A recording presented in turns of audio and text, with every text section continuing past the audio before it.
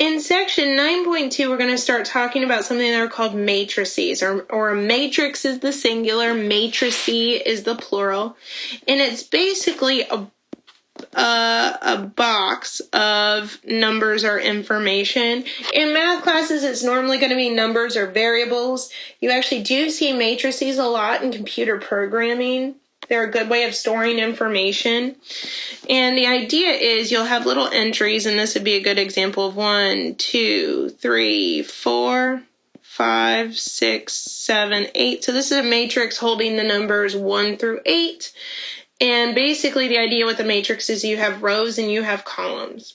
So the idea with rows go left and right, and columns go up and down. And the way that I remember this is something I learned a long time ago, is if you ever see a matrix, and we tend to usually call them A, but you can call them whatever, you'll see this next little piece, an R, comma, a C. So it spells arc. It means you'll always see your R, your rows, whatever number comes first will tell you how many rows you have. And then the C tells you how many columns. So columns always come second. So the way that you can remember that is that it should be spelling arc. Okay, so we know what these matrix things look like now. What are they used for? Well, they're used for a lot in math, used for what is called linear algebra, which is basically taking linear systems of equations, turning them into matrices or matrix or a big matrix, and then solving the matrix instead of a bunch of equations. It's a little bit easier. So the idea is you can take a bunch of equations, like what we were seeing in the last section. So here's a bunch of equations. We've got 3 equations with 3 variables, x, y, and z. And then you can convert it into a matrix. And the matrix you can convert it into it's got a special name. It's called an augmented matrix. And basically, it lets us kind of avoid all the variables and just focus on the numbers. What do I mean by that? Well, let's take a look at the first equation listed, the first one in the list. And if we look at just the numbers in it, the coefficients, the first coefficient is a 1. Then we have a 3, then a 2, then a 1. So that's actually what makes up your entire first row, is the 1 from in front of the x. Then the next one is the 3, which is in front of the y. Then the 2 that's in front of the z. And then notice you have a line, and on the other side of the line you have what's on the other side of the equals, which is the 1. So I always think of the line here in your augmented matrix as kind of your divider, just like your equal sign is your divider.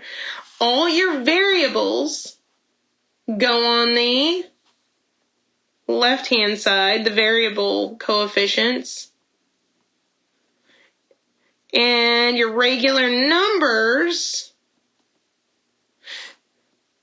go on the other side of the equal sign. And that's what creates your augmented matrix. Now look at your next equation just to show you it follows the same pattern. The next equation has a 2 out in front of your x. Notice we're going in the same order. The next term, you don't see anything, but it's a hidden 1. So notice you see a 1 in your next slot under your y's for your augmented matrix. Then I don't see anything in front of my z, so it's a 1. Notice the negative though, so it's a negative 1.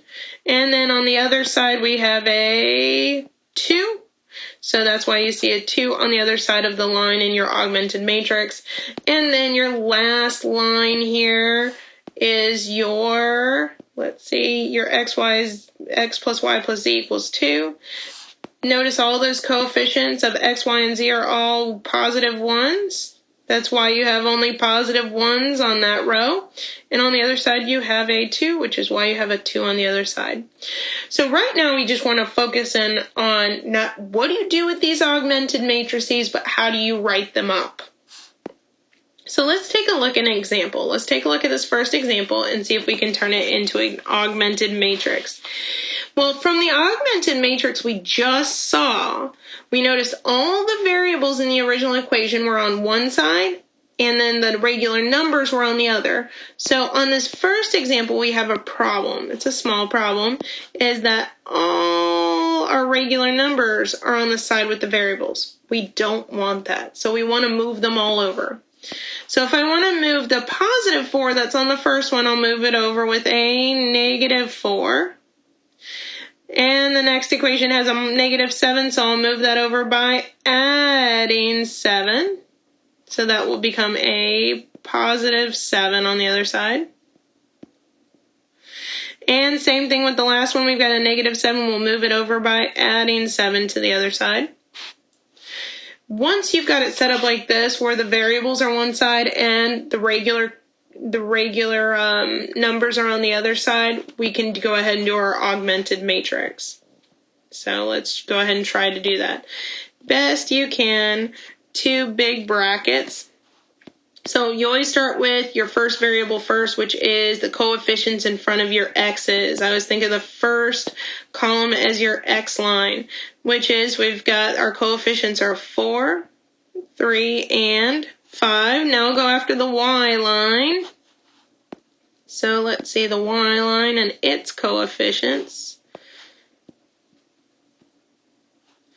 Okay, so if I go after the y line, its coefficients are negative 2, 5, and I don't see anything on the last one, so it's a 1, but do notice the negative sign means it's a negative 1. And last one here, we've got our coefficients on our z's. I know I'm kind of cramming this in, but our z's, which the first one has a 3. I don't see anything on the middle one, so it's a hidden positive. See the plus, so positive 1. And then we've got our 4 on the last one. Don't ignore the equal sign. That is something in your augmented matrix. It's a big line that kind of separates your two sides of your augmented matrix. And then we'll do our regular numbers on the other side of the line, which was negative 4, 7, and 7. And that's it. This is your augmented matrix that they wanted. And you type it in just like this.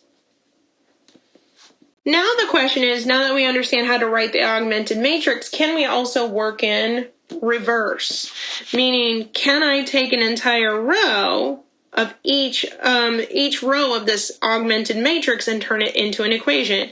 Just kind of working in reverse, with the fact that the first column of our matrix should give us our coefficients for our x's. The second column should give us our coefficient for our y's. And our last column here that's on this side of the line should give us our coefficients of our z's. And then our last on the other side of the line should just give us our regular numbers that we're equal to. And again, don't forget that this line does have a meaning. We can't just ignore it. So let's start out by translating the first equation by looking at the first row. Well, the first row, let's see, I've got a 2 that I see first, which would mean that the coefficient for my x would be a 2x. The next piece is that I've got a positive 1, which means I'd have a positive 1y.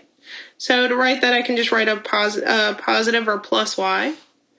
Next piece is my z, which is a positive 3, so I'll have a plus 3z. And then my line means I've got an equal sign, and on the other side I've got a number. What number is it? It's negative 12. For the second row, we can come up with a second equation, which would start out with, let's see, a 4, according to this, a 4x, and then a negative 3y,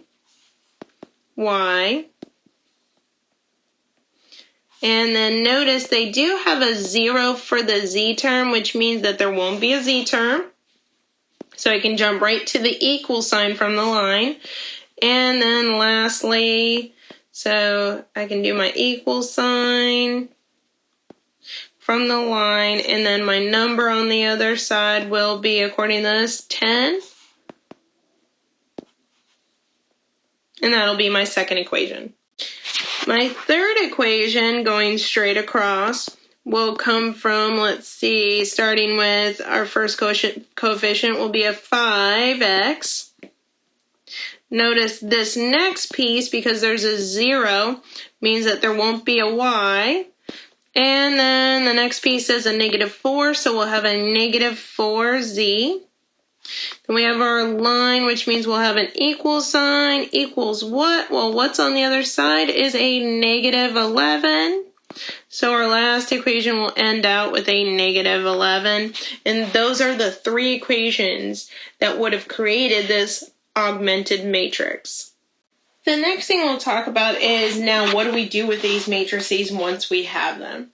The goal is to solve them like